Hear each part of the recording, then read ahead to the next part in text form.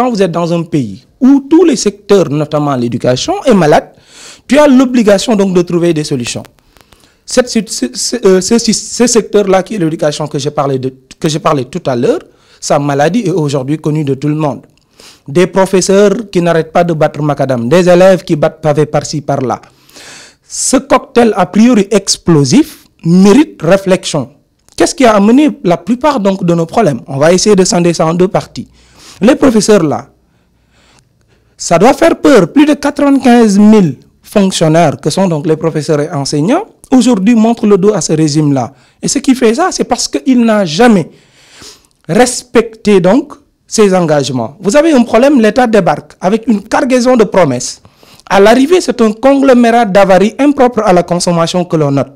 Les fruits ne tiennent jamais la promesse des fleurs. Je veux dire par là, vous venez, vous battez pavé parce que vous avez un problème sur des réformes et tout. L'État débarque et il signe ces réformes-là. Une fois signé, est-ce que maintenant il y a un suivi? Est-ce qu'il respecte donc ces engagements-là déjà pris? La réponse, c'est que loin s'en faut. Ils ne respectent absolument rien de ce qu'ils disent, de ce qu'ils font et de ce qu'ils signent. D'où donc la situation difficile dans laquelle nous sommes. Ne soyez pas surpris que cette année scolaire aussi soit comme les autres années ou même pire. Je pense que la situation risque de passer de Caraïbes en Silla avec ce régime-là. Ce n'est pas seulement le seul secteur et je pense que vous allez me poser d'autres questions sur les autres secteurs. Parlons de la santé, parlons de la justice. Tous ces secteurs-là aujourd'hui crient détresse. Naturellement, il doit tout revoir. Moi, à mon avis, même le mot ou bien la simplification qu'il faut donner à cet état-là, c'est qu'il dégage. Et laisser à d'autres donc qui peuvent. Personne ne peut dire qu'ils n'ont pas l'intention. Personne ne peut dire qu'ils n'ont pas peut-être cette envie débordante donc de faire développer le pays. Mais le problème est qu'ils sont obsolètes.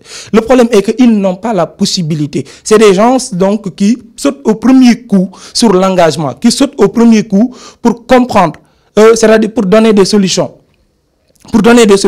Mais là, le problème qu'on a, c'est que absolument rien de ces réformes, rien de ces solutions ne seront donc bien conduits. Il faut savoir que la politique, ce n'est pas seulement la politique de 2.0. Quand je dis 2.0, c'est-à-dire être toujours sur la toile, essayer donc d'occuper chaque fois c'est-à-dire faire une inondation donc de communication. À mon avis, ce n'est pas comme ça. Si vous vous apprêtez donc à diriger un pays qui est assez mort, qui est dans une situation vaudevillesque, au sens inquiétant du terme aujourd'hui, qui est le Sénégal, tu as l'intérêt, tu as l'obligation de te pencher sur ces dossiers.